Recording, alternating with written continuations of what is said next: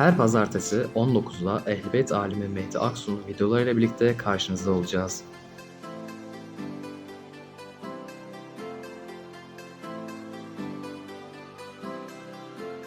Hatem diyoruz, Hatemul Enbiya.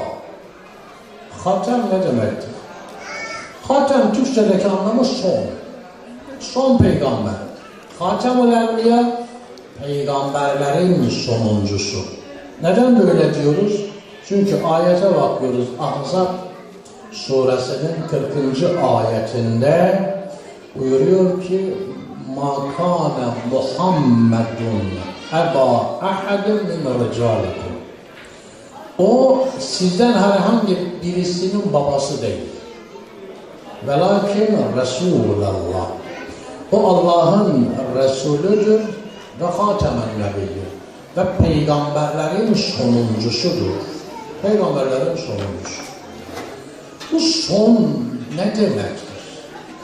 Hatem, son ne demektir? Hem zaman açısından Hatem Efendimiz, hem zaman açısından Hatem, 2 milyara yakın Müslüman zaten bunu bu şekilde biliyor. Peygamberlerin zaman açısından sonuncusu, yani ondan sonra peygamber gelmeyecek. Hem rütbe açısından Hatem. Rütbe açısından hatemlikten maksat nedir? Rütbe açısından hatem, son. Allah-u Teala bir rakamına bir rütbe bırakmış, bir makam bırakmış. 2, 3, 4. Allah'ın en zirvedeki makamını varsayın ki, rütbe varsayın ki 100. merdivendedir. Bu bir elbette teşbih, benzetme. 100. merdiven. Peygamber Efendimiz rütbe açısından sondur. Yani 100'e gelmiştir.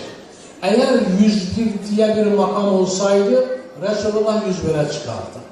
102 diye bir makam olsaydı, bunu izah etmek için şöyle bir örnek vereyim. Nehcül Belaga'da Hz. İmam Ali Mevla aleyhisselam buyuruyor: لَوْ كُشِفَ الْقِتَمْ مَزْدَكْتُ يَقِينًا. Eğer perdeler kenara çekilseydi zerre kadar yakinim çoğalmazdı. Yani ben yakinde zirveye ulaşmışım. Yakinimi çoğaltacak artık bir basamak yok ki perde kenara çekildiğinde yakinim biraz daha çoğalsın. Perdeler kenara çekilseydi yakinim artmazdı, çoğalmazdı. Yani ben yakında sona ulaşmışım. Peygamber Efendimiz zirvede hatemdir. Hatem, yani son rütbeye ulaşmış.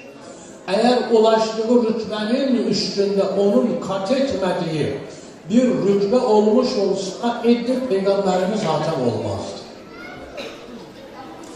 Peygamberimiz hatem olmayacağı gibi o rütbeye ulaşan, o Peygamberimizin ulaşamadığı basamağa ulaşan Peygamberimiz ona ümmet olurdu. Ama biz bakıyoruz ki Peygamberimiz kimseye ümmet olmamış.